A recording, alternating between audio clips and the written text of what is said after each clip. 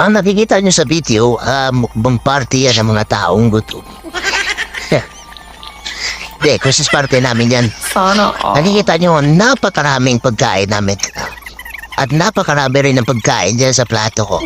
Sa totoo lang, pa-contest talaga yan. Ang paramihan ng makuha ng pagkain doon sa plato eh. Kaya naparami.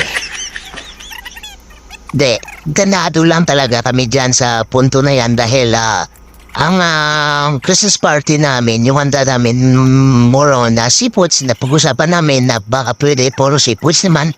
Kasi nakasawa na rin yung laging karne. So, pag-usapan namin at pagkasunduan na mag-seafoods na lang. At okay naman kay Chief Cook Tutorex. Taga-pututan yan. Meron din kami mga cake.